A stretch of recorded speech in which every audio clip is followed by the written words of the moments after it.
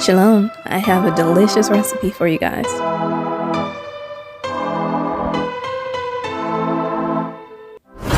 Now what you want to do is start out by preheating your oven to 350 degrees. All the items I will be using will be down below in the description. I'm going to be starting out with 2 sticks of butter along with 2 cups of sugar. And if you guys haven't already, make sure you guys like, share, and also subscribe to this channel because I will be making delicious recipes just like this one. Now you can do this by hand, but today I'm going to be using a blender. The reasons why is because I really want to blend the butter and the sugar together and get a really creamy-like texture. You're going to see that. Just keep watching. I'm going to show you exactly what steps you guys need to take. The first step that you'll actually see is the butter starting to incorporate the sugar, and it'll be a little light clumpy. Then it'll start to smooth out.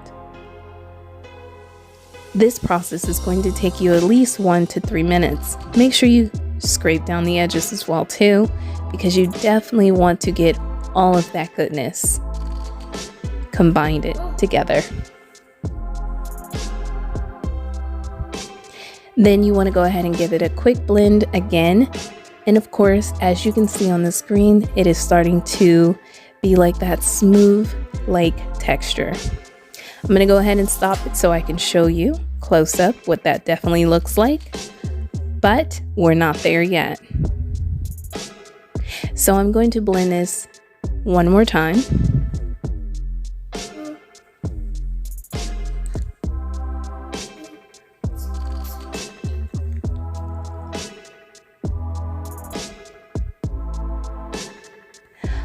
Alright, and right now we are good to go. So what I'm going to do is I'm going to actually show you what you want your butter and your sugar to look like. See that very creamy like texture right there? That's exactly what you want.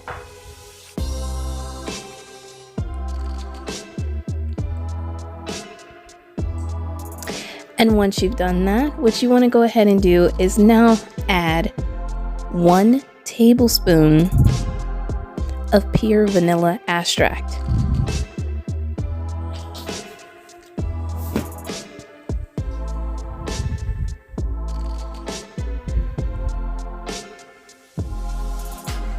And once you've done that, what we're going to do is just go ahead and blend that together. Go ahead and combine. And I'm telling you, once you make this recipe, you'll never stop making it. And now what I'm going to do is I'm going to go ahead and combine 3 eggs, but 1 at a time. So there goes 1 egg. Make sure you mix the egg within the batter. There is the 2nd egg right there. So as soon as you see the first egg and the 2nd egg dissipate and basically get mixed in the batter, that's when you want to add the next egg. So it's in total 3 eggs. So this would be my last egg right here. And this allows the eggs to get incorporated with inside of the cake mix. That's right, you heard me. I said cake because that's what we're making today. We are making a kingdom cake. So make sure you scrape down all of those lovely edges as well too, because you want every single bit of batter to be combined. Now once they are combined, what we're going to go ahead and do is stop the blender, and we are going to sift 2 cups of all-purpose flour. It's very important that you sift your flour. This is going to bring your cake-like batter very, when I tell you moist, it is going to be moist. So go ahead and sift that all-purpose flour, and it's only 2 cups.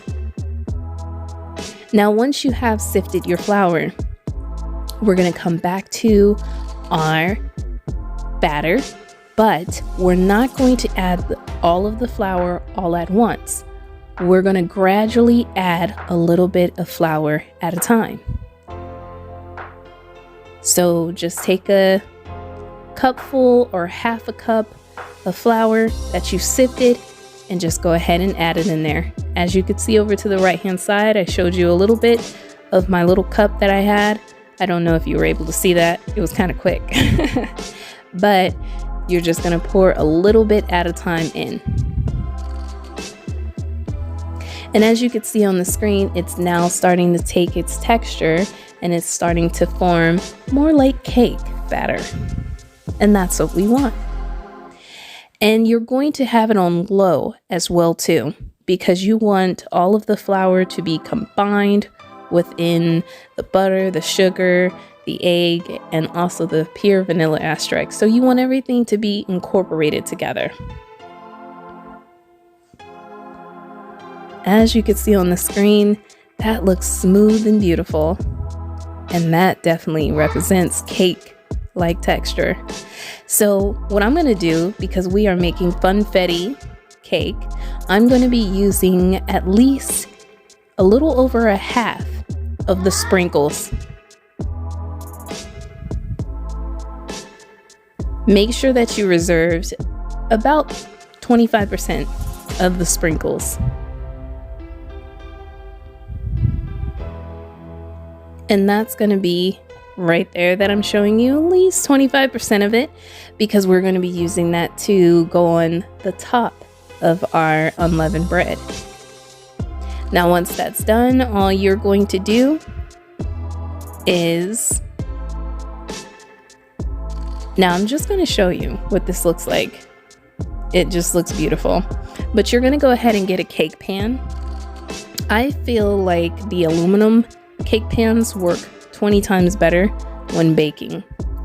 And for some reason, I feel like they bake better, but that could just be me. But yeah, I get normally a disposable cake pan, and then I add all of my batter in there.